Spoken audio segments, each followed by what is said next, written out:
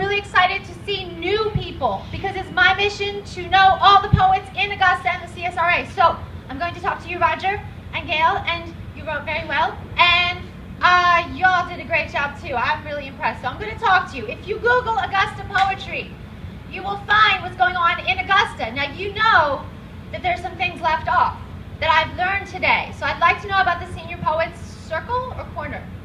Corner. Okay, so that's not a circle, it's a corner. Okay, I got you. And now the 4 poets, help me out so I do it right. 4 passionate authors. I want to get you guys on Augusta poetry because I believe in getting poetry to everybody. I mean, you already have a lot of people, but there are more people who really need and want to be a part of y'all. So please, let's get in touch. Okay, all right, I debated what I was going to do. Let's do this one. This is Thinking It Was MS. I spent a couple years in a wheelchair, and the fact that I'm walking is a miracle. So I have to tell everybody. That's praise to God. So I'm so grateful. All right. I wanted to float where the pews parted as the sea.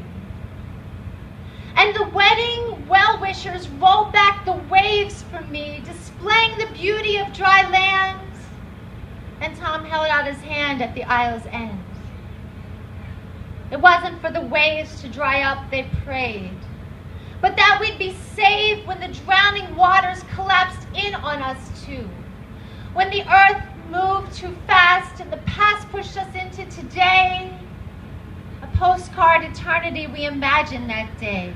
But time took down the sunset, unpaused the darkening waves. Like liquid silk, the aisle arose before us. I had planned to swim it like long ago mornings when I was healthy and the whole world fell beside my ear in drips of dawn and leaf breeze. Birds in the trees, everything according to its nature. But sometimes a spirit retracts from its body, from limbs the brain does not control.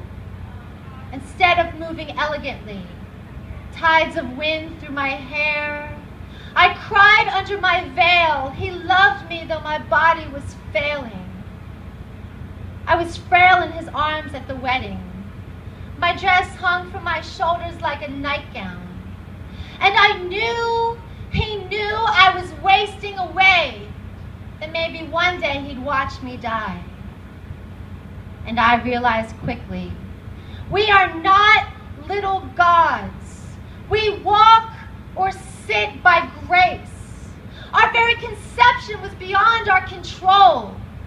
I was 22 and couldn't use my own body. But since the day I was laced in white and struggled my way through an aisle of pews, I've been blessed beyond compare. I am Tom's first love, so he pushed me for 2 years in a wheelchair, and I hurt so much I couldn't do much beyond sitting in that chair. My arms couldn't hold up a phone or a book. My neck was electrocuted too badly to support my own head. And at the same time, we were just newlyweds who couldn't afford cable or internet. And at the same time, I was too sick to drive, but somehow I survived the boredom.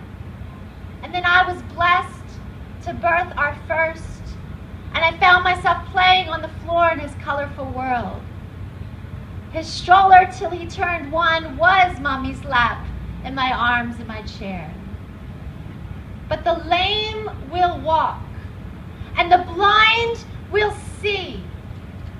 One day I walked. I just got better.